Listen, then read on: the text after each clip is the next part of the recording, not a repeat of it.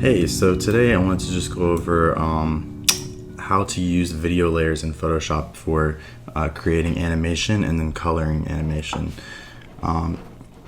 So we'll start here with our default screen and go ahead and create a new document. So to start animating in Photoshop, we're going to need to open up the timeline. So we'll come to Window at the top and select Timeline. Then we should get this option to create video timeline. We'll go ahead and do that. If your timeline does not look like this and instead looks like this, you're gonna access the video timeline through this option right here. You can see it pops up with this little tooltip here, convert to video timeline. We're gonna wanna be over here. Video timeline is gonna allow us to do everything that the frame timeline allows us to do, but with more flexibility and customizability. So we've got our video timeline open here. The first thing that we're going to want to do, and this is super important, is set the timeline frame rate. This is something that we cannot easily change later, especially when we're working with video layers. So we're going to want to set this to 12 frames per second, and that option is under this panel menu. So a lot of options pertaining to our video timeline are going to be under this menu, and we'll go through some of those later. The first thing that we're going to want to do though is just set that timeline frame rate. So that's under the timeline panel option menu and select set timeline frame rate. I'm just going to go ahead and set that to 12. That's usually a good number. You would consider that animating on 2s as opposed to animating 24 frames per second. So from there we can go up to go ahead and create a new video layer. We're not going to find the option where we typically create layers down here, right?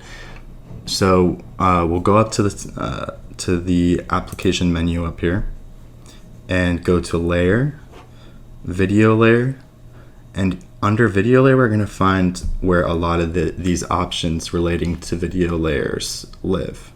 So we'll go ahead and create a new blank video layer, and right off the bat we have to make sure that we set the timeline frame rate before we create our video layer, because it doesn't say anything here, but this video layer is now customized to the 12 frames per second option that we chose earlier. And let me show you a little bit of what I mean there. So you can see here that Photoshop tells us at the top that this is the marker for 1 second. And if we navigate here, we can see that there's 12 frames contained in that 1 second. If I press play, it takes 1 second to get here, and it's expecting 12 different drawings in here. If we'd set this to 24, the 1 second marker would be here, but it would take double the frames to get there. So that's why it's really important to set the timeline frame rate before creating our first video layer. So with our video layer created at the frame per second that we wanted, we can go ahead and create some animation. So all right, let's go ahead and choose a nice brush. I'm gonna go ahead and just set a lighter gray for the background just so it's not blaring. Come back to my video layer here, and on the first frame of the video layer, create some animation. I should probably think about this before I did it, but I'm not, or I haven't, so here we go. I'm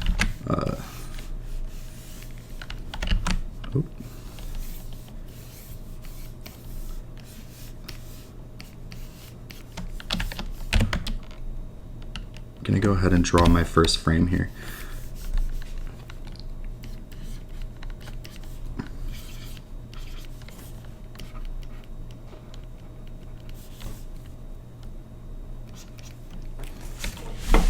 All right, so now's a good time to talk about some of these panel options. first thing we'll go through is enable timeline shortcut keys. You want this to be checked on. What that's going to allow you to do is to navigate with the arrow keys. So here I'm pressing left and right arrow keys, and that allows me to go to the previous and following frames. Second thing that allows you to do is press space bar to press play. Otherwise, that would trigger the hand tool, and left and right would move your drawing left and right. So with those selected, it allows us to navigate the timeline. Second option in here that we should talk about is onion skins, and I have that bound to Control Y, so that when I press Control Y here, it enables onion skins. I can come to the next frame and I still see a trace of the frame before. Super important. You want that to be easy to toggle on and off. I'm usually kind of, drawing a little bit, turning it off, switching back and forth.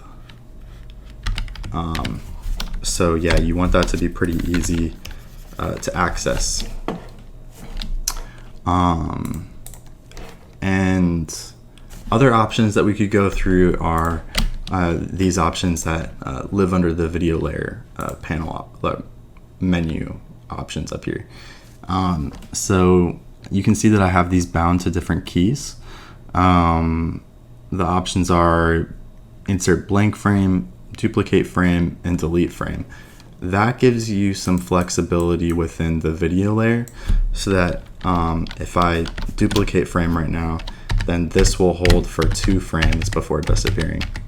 Then I can delete frame, which will obviously delete it.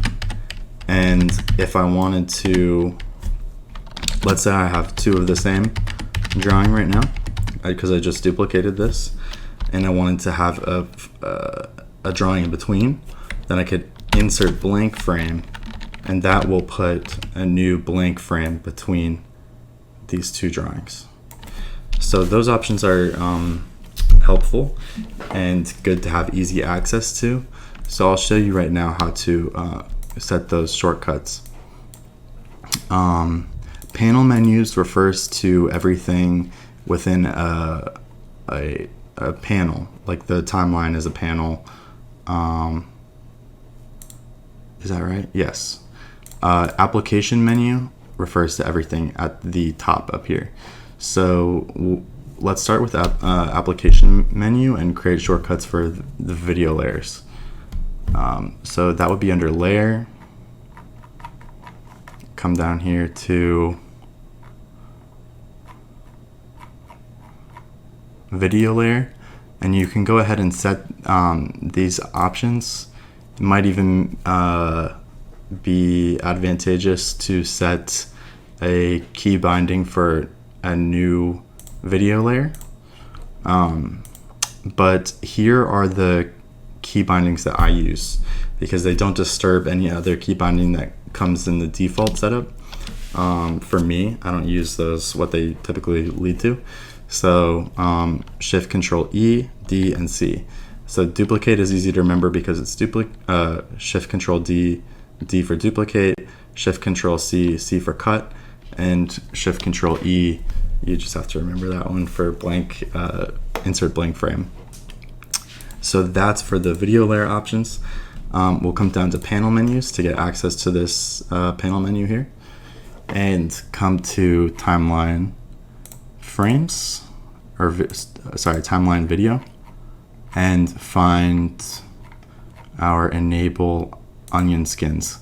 I set that to Control Y. I think typically that's like CMYK, switches you to CMYK mode. That actually causes more problems to me than makes my life easier. So I like disturbing that keybind, or removing that keybind and setting it to something more helpful, which for me is onion skins. So yeah, I went ahead and set Control Y for onion skins, set something for that so that you can easily toggle that on and off. And with that ready to go, we're ready to dive into creating more frames. So let's go ahead and do that. I'm going to enable onion skins so I can see the first frame. And go ahead and get approximately get my lines in approximately the same spot. There's always going to be some jitter when you're doing this by hand and not duplicating, but for me that's not a problem with this particular animation.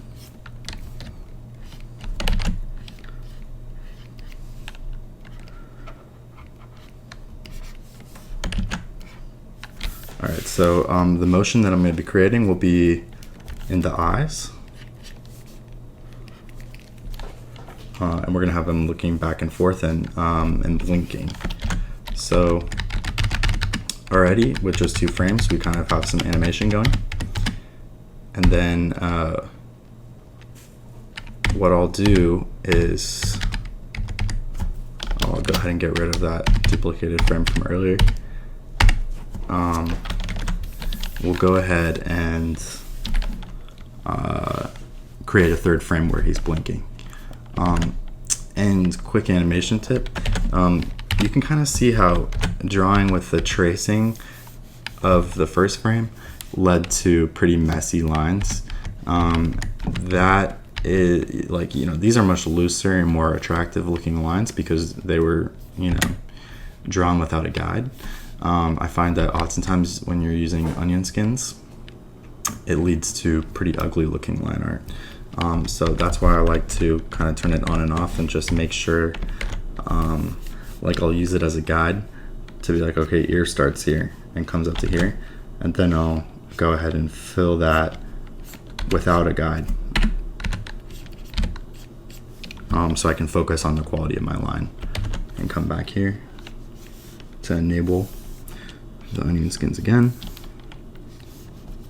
I might even do something like this where I just kind of mark in the important points and then go in and fill in my lines. Let's see how that looks. Okay.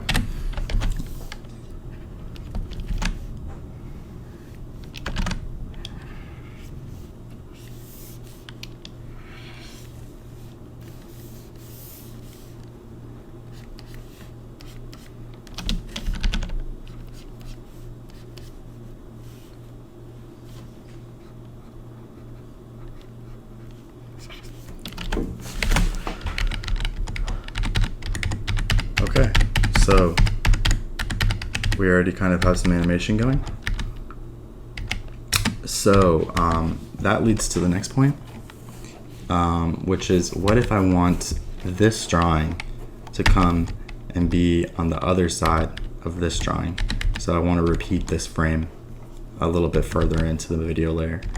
And if you would think that you could just come here and copy that and paste the drawing here, but what that does is just pastes a copy of the entire video layer when we were just trying to get the drawing itself to come over.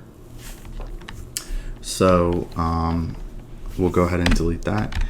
Now what you have to do to actually be able to copy the drawing itself is come to the frame that you want to copy, and you have to actually select that drawing to be able to copy and paste it. You can select that using the loop tool, loop select, or you can just press Control A to copy everything and come over here and paste. Now by default that's going to paste in the center of the composition. So to get that to paste in the exact same location that it was before, you have to come over here and instead of pressing Control V or Apple V, press Control Shift V to do a special paste. Paste special, which just means paste in the same location as you copied from. So with that, we have been able to duplicate our frame and move it over here, which is super helpful because now we don't have to do this whole repeat the drawing and we get this blink effect. And we can come over here and copy this drawing as well and move it to the end. So we'll be able to get a nice looping animation. So I'll Control A to select everything, Control C to copy, and move over here to where I want to put to where I want the drawing to be pasted. And I'll Control Shift V to special paste that. All right, it's looking good. I'm gonna move my move the bounding box in so that I can see what this is gonna look like looping. All right, so I'll set the end of the animation there. And it's looking good. It's a little fast, obviously. Could use some more frames, but the basics are there. So I'll go ahead and add a frame here. You can see that this is a little bit of a jump. So I'll add a new frame in between these two drawings. So how is that done? That is going to be done through these options up here. We need to create a new frame in between the two drawings that already exist. So we'll go with this option here, insert blank frame. So that will give us a blank frame after the frame that we were looking at when we chose that option. So I was here, insert blank frame, inserts the blank frame directly after that. I'll enable my onion skins to see where the eyeball needs to go.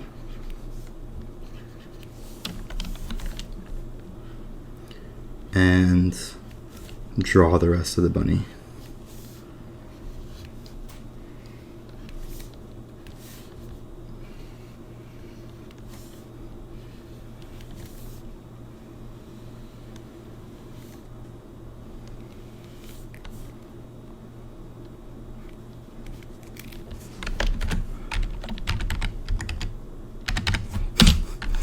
Okay, so with that,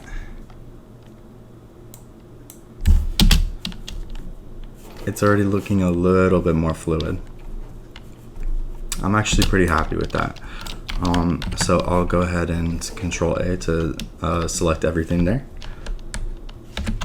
and copy that frame. And I'll Control Shift E to insert a blank frame, Control Shift V to paste that drawing in here. And let's see what we got. Alright, so right off the bat we've got a nice little looping animation. So now let's go ahead and look at color. So I'll come underneath my line art layer, and let's just go ahead and call that line art. Where was it?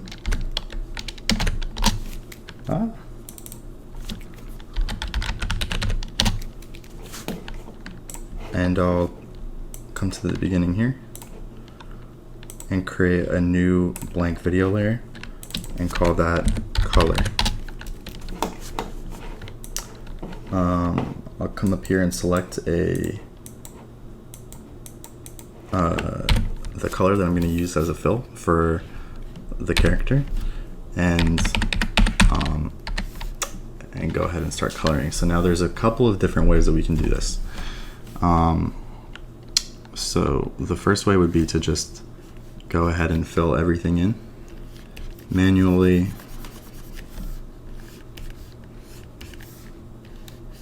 On each layer.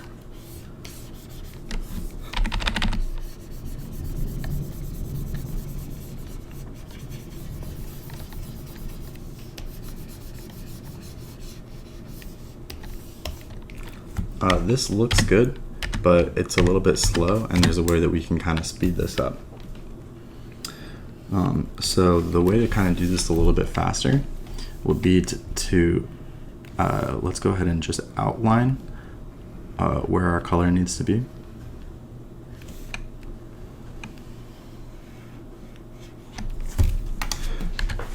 And then use the wand tool and make sure that the settings look the same as mine do up here, to just select the space between the outline that we've done already.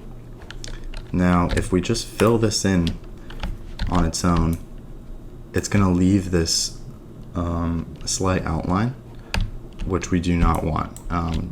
If you can see that it's not quite coming together with the outline that we did, and it's leaving a small gap there, and that's really not gonna cut it. So we're gonna come up to solve this problem.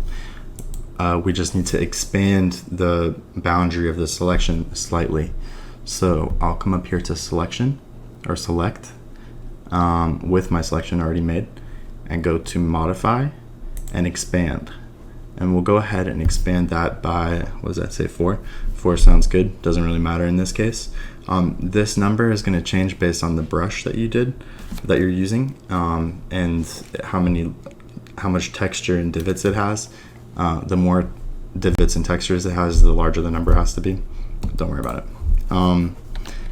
So yeah, just remember that you can change that number if it still has the slight gap after you follow this. So with that done, you can come up to edit. Oh, my bad.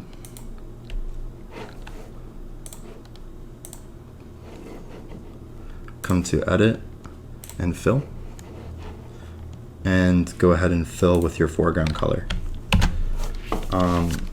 So yeah, with that method, it makes it a little bit easier because you don't have to spend all this time, filling in the center of the character. You can go ahead and just outline and fill, which starts to save quite a bit of time once you've built up a lot of frames of line art, and you're also having to color in like details like the nose and the pupil and the eyeball. It's a lot easier, especially if the line art itself has closed shapes within it. Then you can change this to sample all layers, and you get a nice selection just from the line art itself, which means that you can fill in without having to do pretty much any work at all. So yeah, this is fast, but having to go through all these menus kind of slows us down. So the solution for that is to just use an action. So what the action does is, you can see I have here the fill 2 pixels and fill 4 pixels. So I can, that was in button mode. You can switch between button mode and non-button mode to like be able to see. Non-button mode shows you everything that's included inside the action.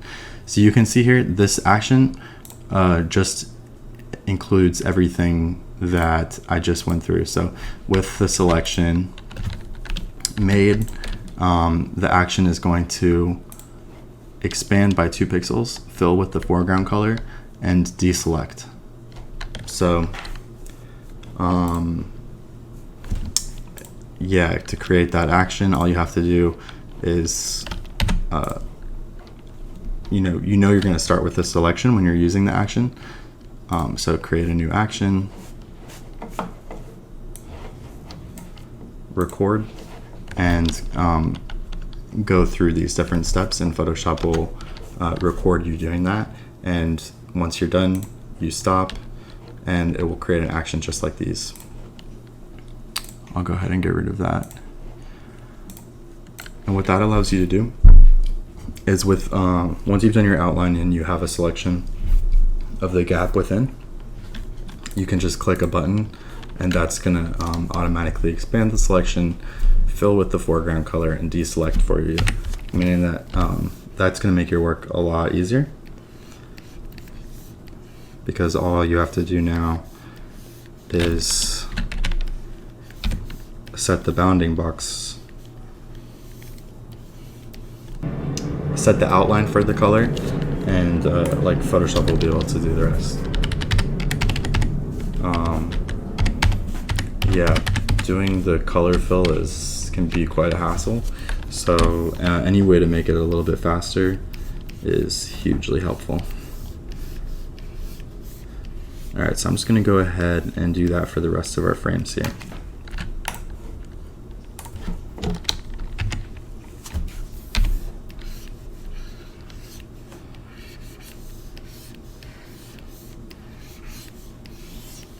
And also, if you were being smart about this, then you noticed that the color is going to be exactly the same where we duplicated frames. So I can come over here to the duplicated frame, come to my color layer, press Control A to select that, Control C to copy it, and Control Shift V to paste it in place. I could have done that for everything where it repeated. So if there's details within a character, I like to have that on a separate video layer. That's up to you. That's going to be a point of preference. The reason why I do it, and I'll show you right now, is because if I want to alter a color layer later or add a texture to this fill, I'm able to do that without disturbing the other colors and details within a character. So I'll go ahead and fill this in.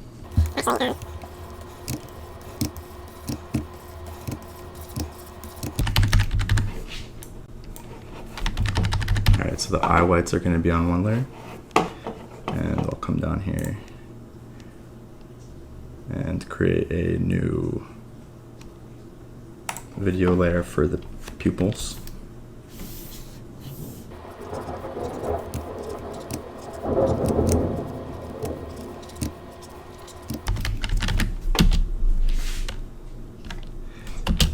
Looking very real. All right. So let me just demonstrate real quick why I would have these on separate layers. Let's say that we decide that the bunny needs to be bright pink. Bright blue is just not going to work anymore, and we need to change the color of the bunny to bright pink now for every future iteration. So and we have the blue color isolated on its own video layer, that allows such a change to be no problem at all. So all right, let's say we need to change the color to bright pink. How do we go about that? So you might think that we come here and switch, go to the hue and saturation, which is under Control U, or image adjustments, hue and saturation, and change the color to pink. Now that works, but it only works for that single frame.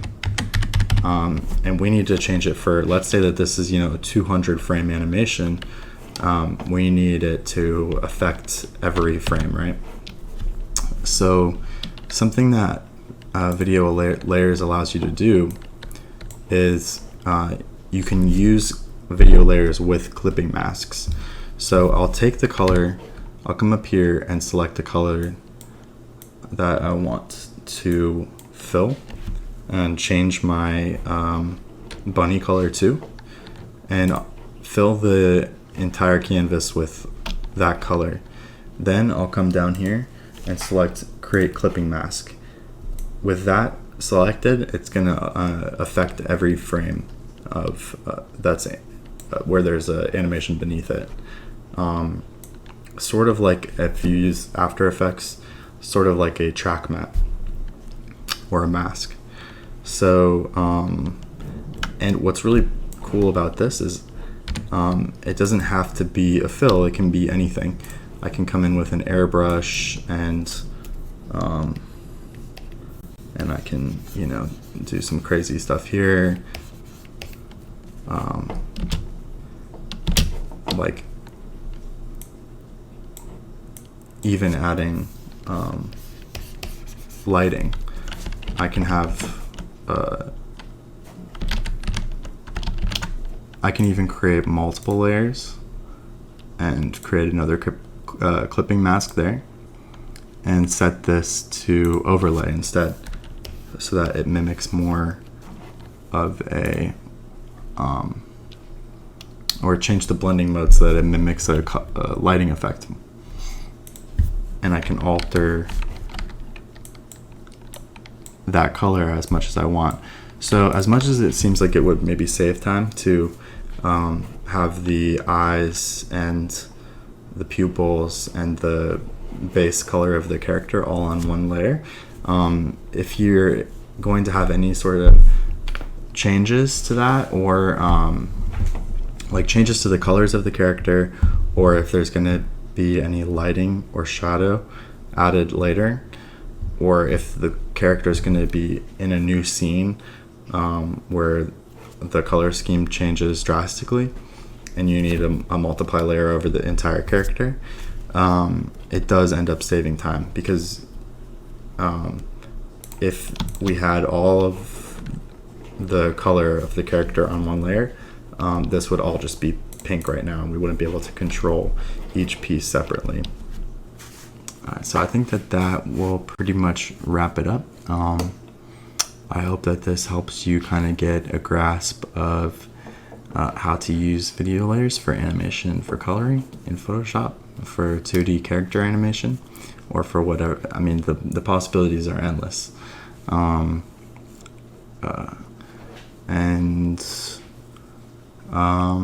Yeah, thanks for watching.